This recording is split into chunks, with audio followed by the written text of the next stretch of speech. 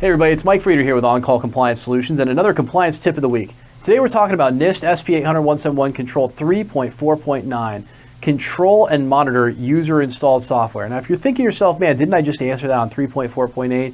You probably did give the answer to 3.4.9, but guess what? There's another control because there are some more levels of detail that they really want to make sure your system is truly protected with. So I'll kind of break that down here in this video.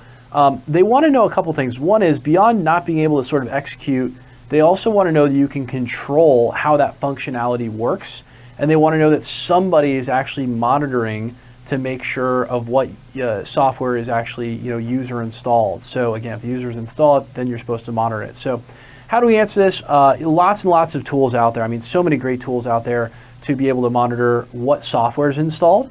There's even some free stuff out there like Spiceworks can do it. Landsweeper is another great one. My good friends at Network Detective, love those guys. Shout out to them. And monitoring, and then having control over it, lots of ways to control it. So here's how I would probably answer something like this. I'd say, hey, look, if this is implemented, the way we do it is to facilitate the management of installed software.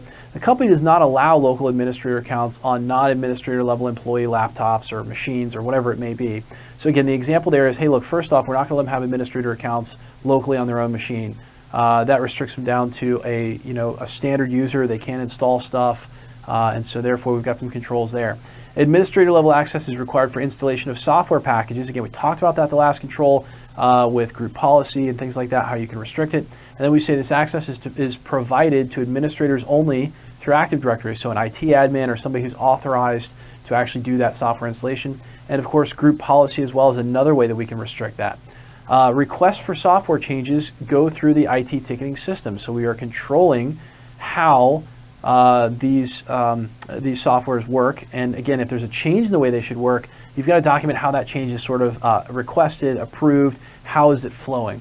And then of course, if approved, so if it's allowed, and the request is fulfilled by someone, by the system security administrator, whoever it is in the organization that's authorized and allowed to do that.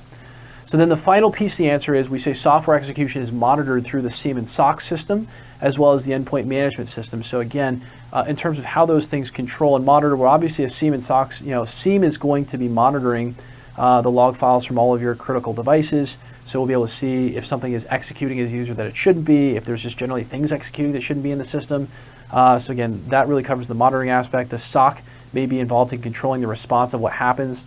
And then of course your endpoint management solution includes your antivirus and any other various controls on your endpoints.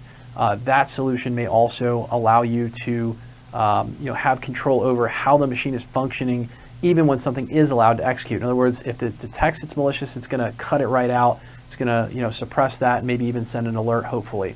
Another part of the monitoring portion. So if your head is spinning after that kind of an explanation, I totally understand. If you're trying to get compliant with DFARS, NIST SP 800-171 or CMMC on your own and looking for help, our compliance experts are always on call for you. Visit NIST 800-171compliance.com or check out the bio below for links to make life easy. There you can find more information about how we can help, self-schedule time at your convenience with one of our compliance experts through any form on the website, or learn more about our completely done-for-you services that can have you on your way to being compliant in just 2 to 3 days. I always say this stuff really isn't that hard. Hey, if everybody's got to get with it and you're banging your head against the wall wondering why it's been 6 to 18 months, why you can't get it figured out, just call us. We'll make it a whole lot easier, save you a lot of time and money. If you love the content we're putting out for you, help us out with a big thumbs up on that like button, or even better, smash the subscribe button to get that latest compliance content as soon as our compliance nerds roll it out. It's a great way to stay prepared for that upcoming CMMC certification everybody's going to have to eventually get through. And until the next compliance tip, my friends, stay safe and secure out there. Hit us in the comments below to let us know what you'd like to know more about when it comes to information security and compliance. I'll see you on the next one.